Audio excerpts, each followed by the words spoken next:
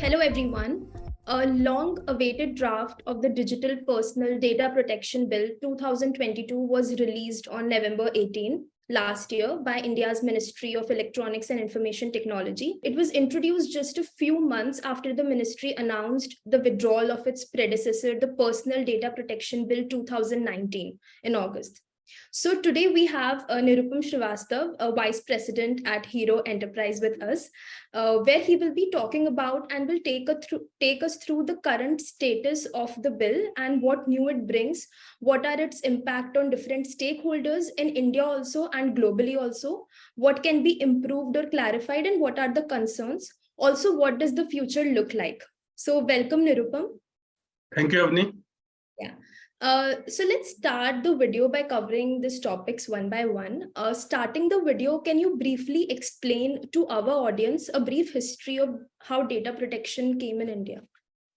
So data protection in India, if we look at the digital data, it started with the Information Technology Act 2000, which was essentially brought in to give legal sanction to the e-commerce activity in India, because .com era was there in 2000, and a lot of transactions started happening online, and there was no legal framework at that time to allow digital transactions like sale and purchase, like we do today on various web platforms, as a legal sanction as a transaction. So that's where the Information Technology Act was brought in, and it also created certain segments around what are not permissible behaviors, like at the time initially hacking was mentioned and change the language. So a lot of things were mentioned in that, and it also provided for protection, data protection, so that if you are not allowed to have unauthorized access to computer resources, you are not going to do things which are harmful to somebody else.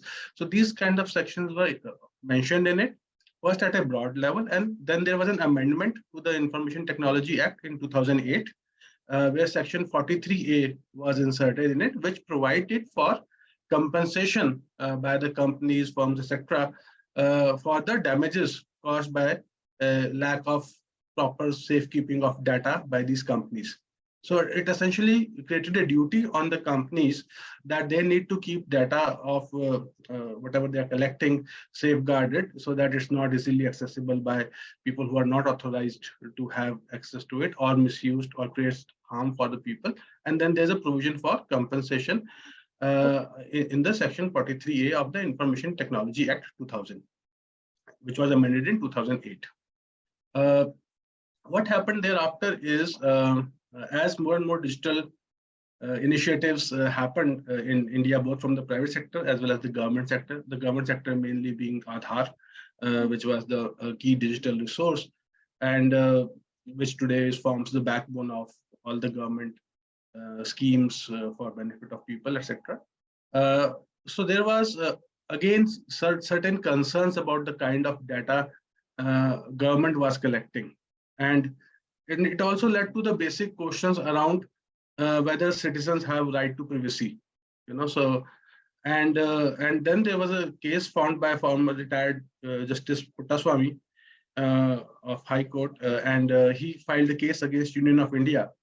And this case was the landmark judgment because it was a 9-bench judgment of Supreme Court, which kind of overruled many other previous judgments, including some of the judgments which were like made by 7-judge bench, etc., which had earlier said that the right to privacy is not given in the Constitution, etc. That these were the previous judgments which were overruled. So this judgment, it's very clearly mentioned that the right to privacy is an intrinsic part of right to life and personal liberty. Okay, and under Article 21 of the Constitution, that is the fundamental right to life and liberty, and it also has the same level of protection as any other fundamental right. So it equated the right of privacy, which was earlier said, the government standard is a very amorphous term, juristic term, it is not very clearly defined, etc., etc. The court said nothing. This right to privacy is part of the fundamental rights guaranteed under the Constitution, Article 21. And of course, there are certain other articles they have mentioned, but you can say it's a given now a status of a fundamental right. Yeah. Now, when this judgment came, then automatically the question arose that if it is a fundamental right, then there must be some remedy. There must be some, if somebody violates my fundamental right, the law of the land has a duty to provide some remedy for me.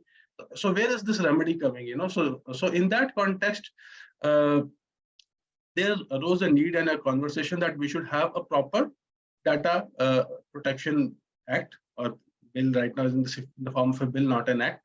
So let's create a standardized framework which is sufficiently broad-based, but which takes care of this requirement that yes, privacy is a fundamental right and needs to be taken care of.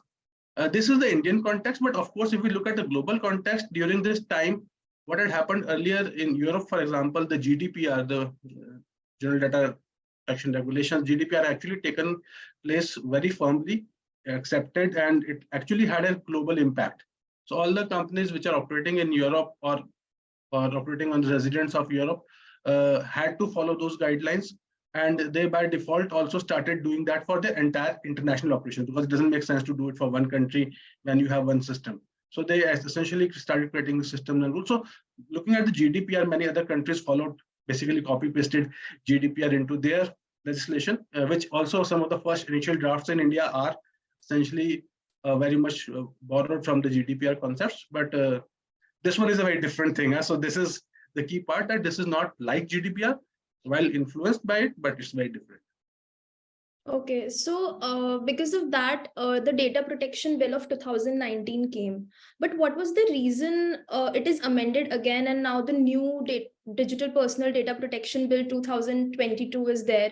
And maybe you can talk more about the current status of data protection in the country. Like, why was there a need to amend the previous bill?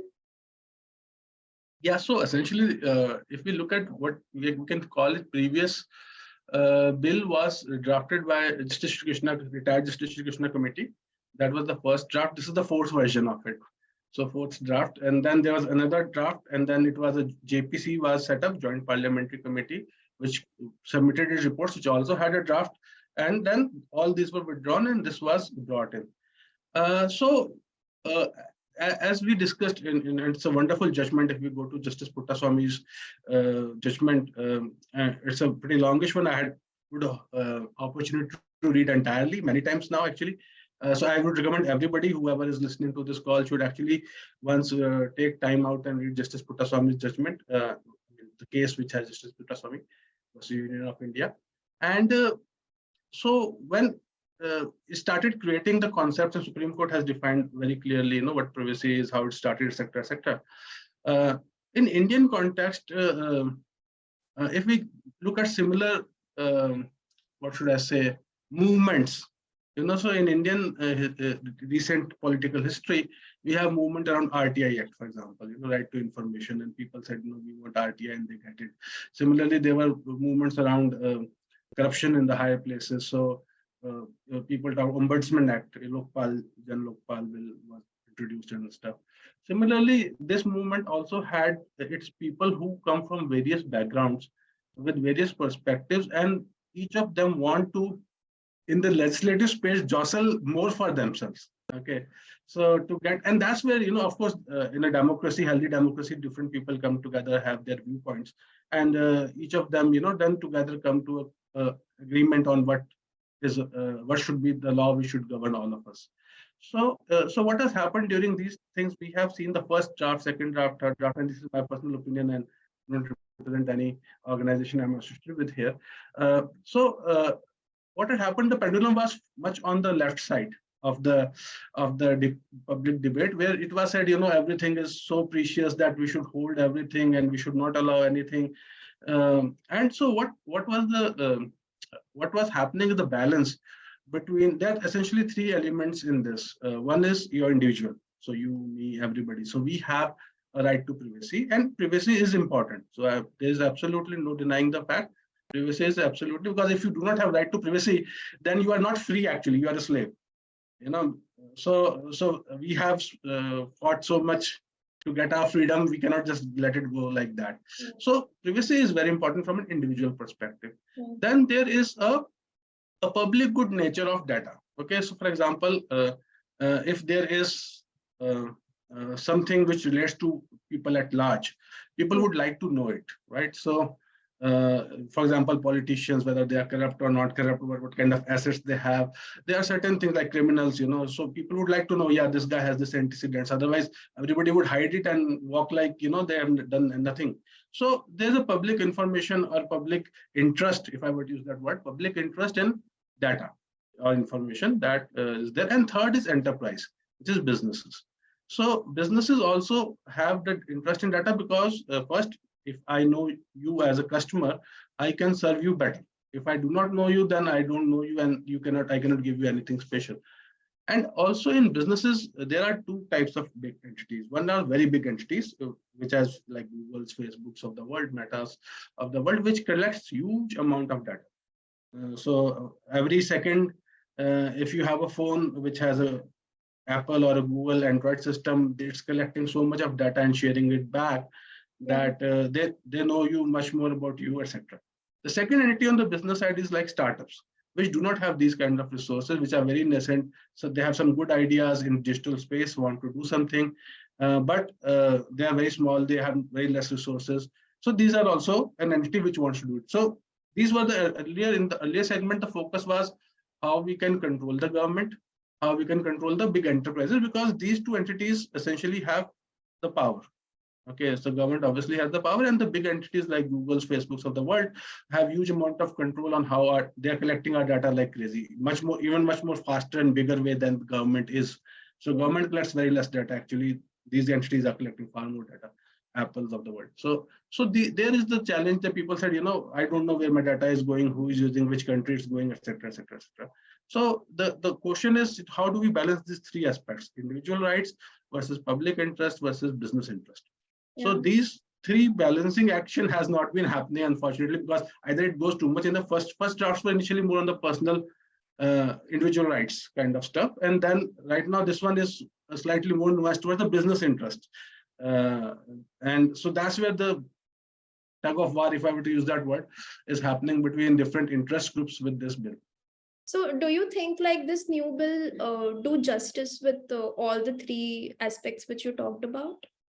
So if you ask my personal opinion, I think this bill is slightly in favor of business interests because the government wants India to become a digital powerhouse, and I think at least $1 trillion economy is expected out of digital.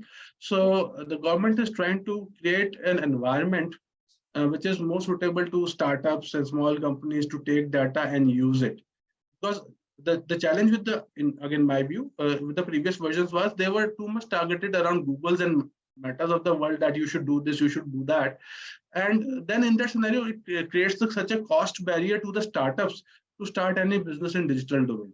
Then only companies like Google and Meta can survive, while everybody else will get wiped out. That is not the objective of this bill.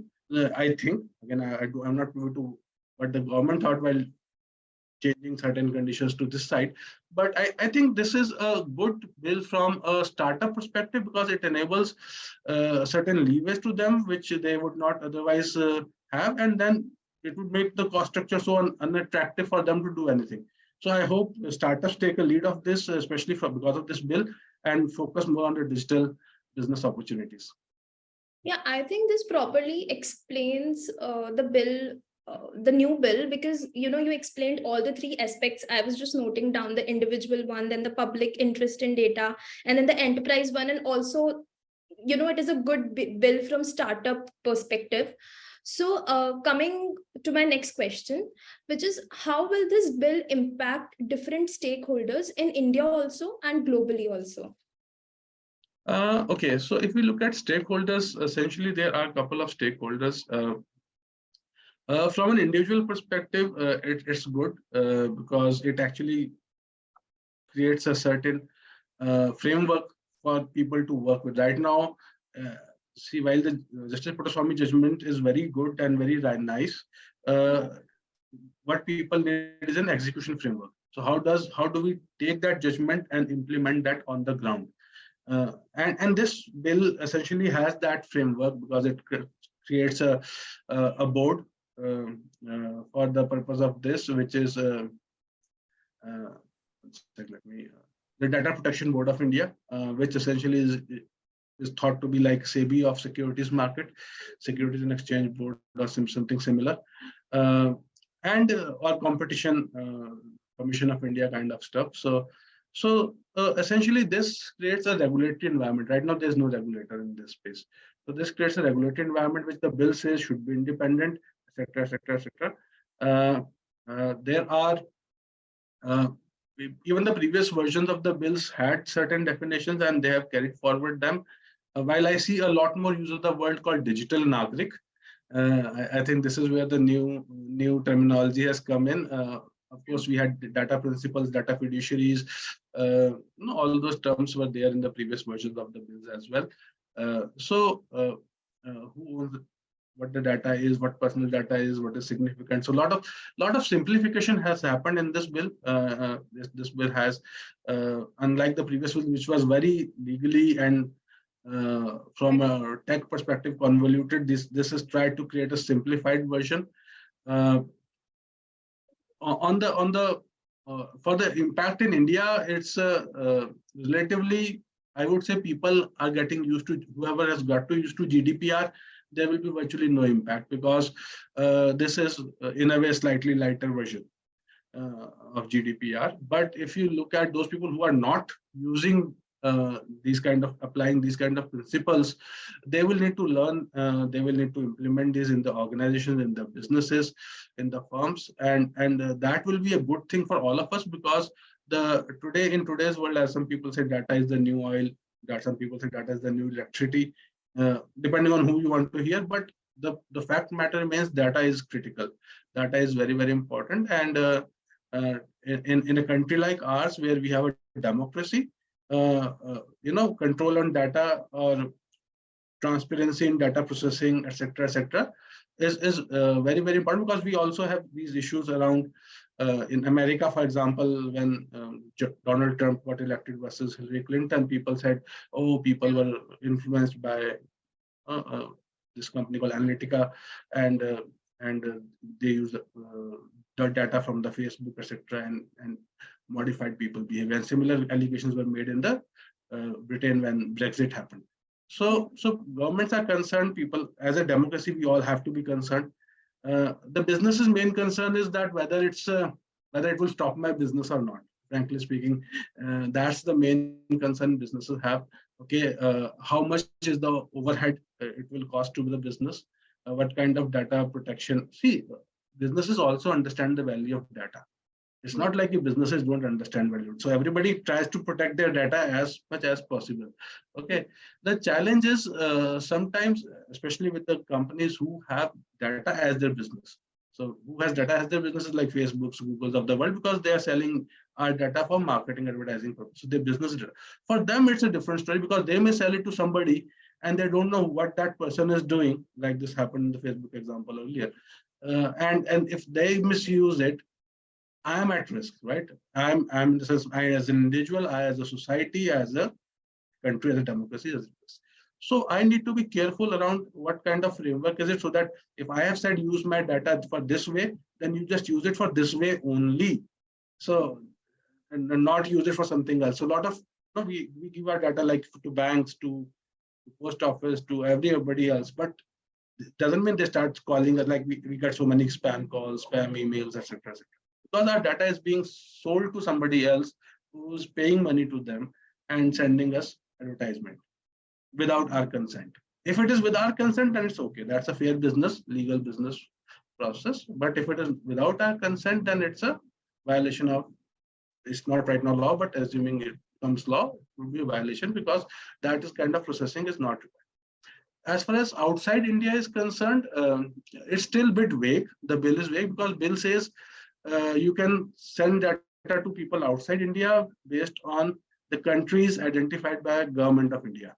Okay. And it does not give any further details as to what are the criteria, etc., etc. So on which basis of which they will be identified.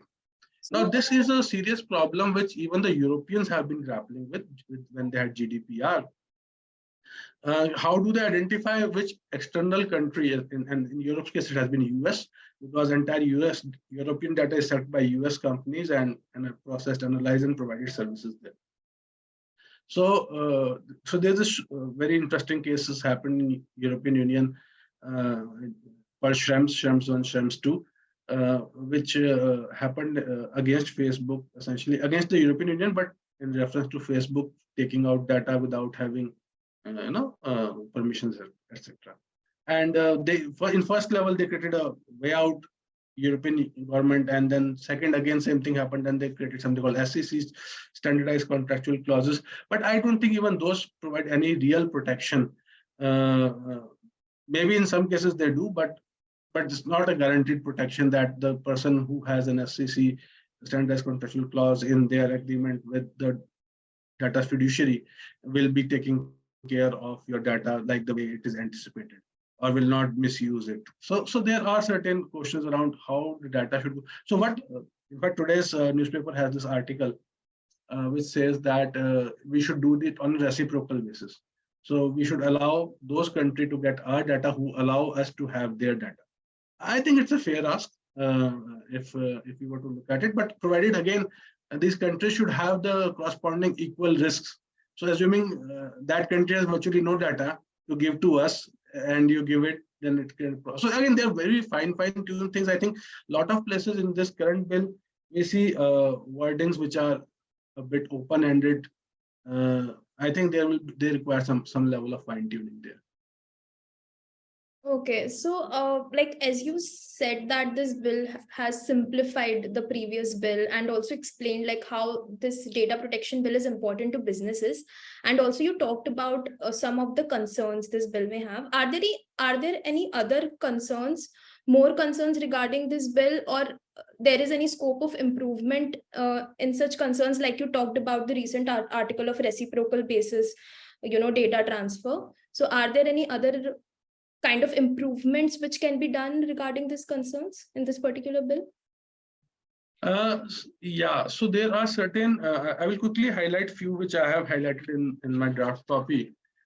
So first is, I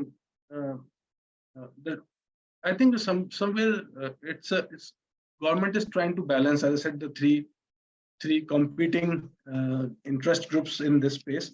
So some places the definitions are too open. For example, grounds for processing of digital personal data, section 5. Okay, it talks about the purpose should be any lawful purpose. So lawful purpose is what? Which is not expressly forbidden by law. Okay, so now it becomes a bit tricky to say, that because then if I am a business whose data is to collect data and to sell to somebody else, it's not expressly forbidden anywhere, right? So I can still do it and say, yeah, you consented, so please, thank you now. And so I think somewhere, that kind of thing could have been, maybe it will come later on. Similarly, there's a concept of deemed consent, section 8, okay. Which I think a lot of people are already taken objection to.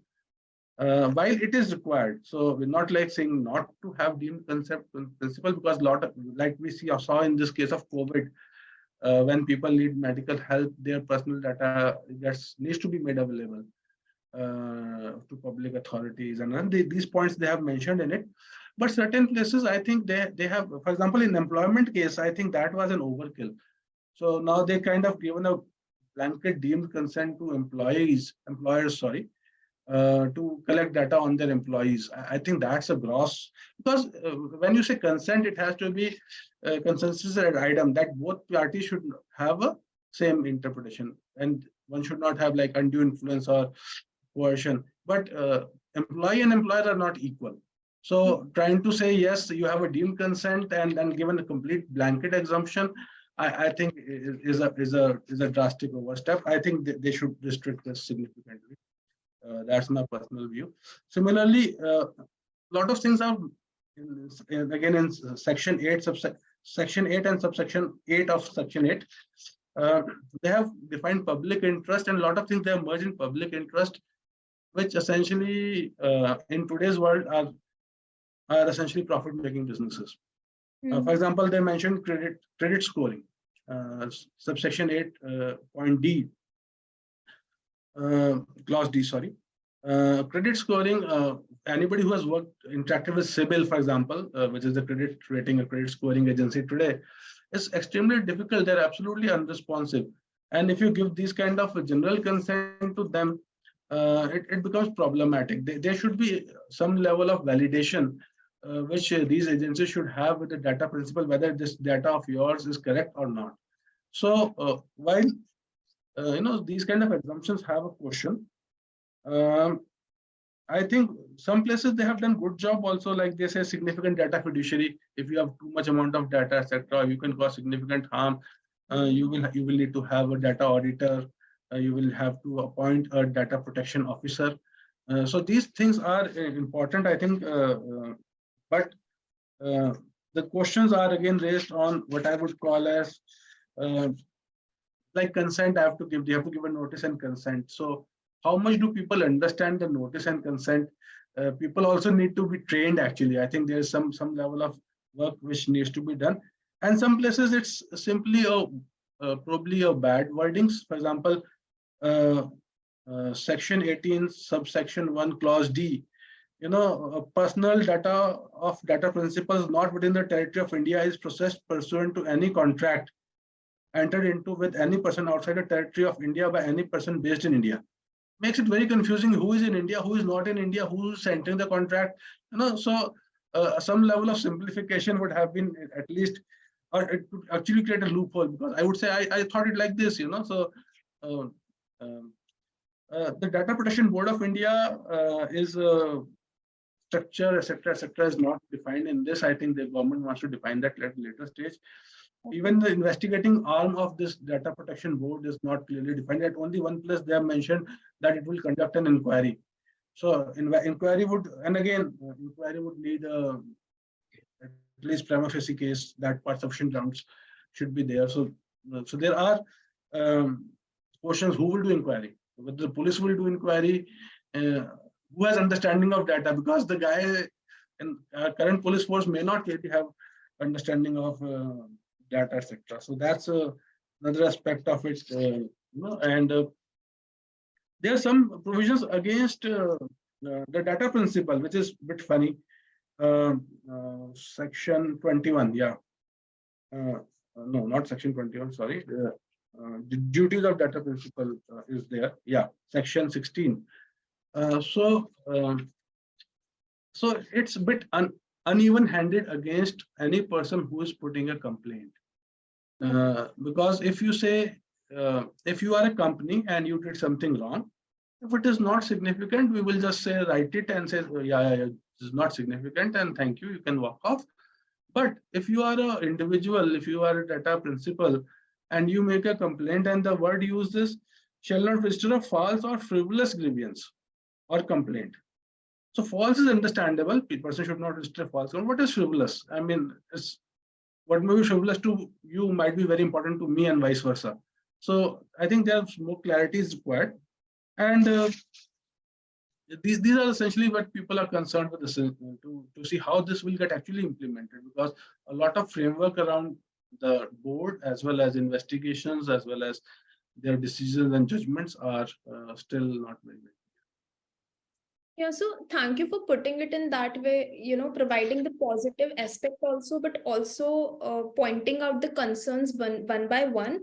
So audience can understand where the clarity and the improvement is needed in this particular bill. And, that takes me to my last question. As this is still a bill, so what does the future of data protection law look like in India? When will it become an act, and what will happen next? So so had you asked me this question maybe 6 months back, I would have said, forget this is not going to happen. India is not going to see, because so many interest groups fighting each other. The government will be very happy saying, I will not do anything, then I will do something, and then everybody else is on the roads. But what I am now seeing is that with this digital personal data protection bill, the government is going to introduce what is called as a Digital India Act. bill right now and then act later on. I think the budget session they will introduce if it's ready. I'm not sure of the timeline on that, but that's where the things were standing when we last interacted in December with the minister. So in that scenario, you have to see this in context, and which will replace the Information Technology Act 2000, by the way. So the Digital India Act will replace that act completely.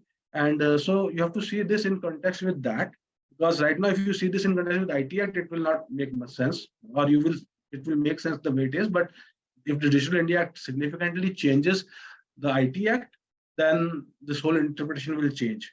So that Digital India Act and this act, I think this bill and that bill will get cleared together and will create a framework for both protecting the rights of individual, of the public interest, as well as the businesses, as well as enable a creative environment for startups, so that India can tap into the digital economy and create I think that's 1 trillion, that's what they have targeted, $1 trillion worth of business out of the digital. So that's where the focus is. So I'm quite hopeful right now. Actually, in the budget session, I see this bill, makes us hopeful for the data protection law in India. So yeah. I too hope so. Now the government is doing a lot of work, I think, at the back end, or in the background, but we'll see the bill hopefully soon. Yeah. So thank you so much, Nirupam, for explaining all of it in such a short span of time, everything from the history to the bill to its impact and everything, and also three competing interests very well, which was like individual, public, and enterprise interest. And also I'm surely going to read Puttaswamy judgment now. Sure. So thank you so much for taking time out for us. Thank you, Ebony, for inviting me and asking these wonderful questions. Thank you. Yeah, thank you so much.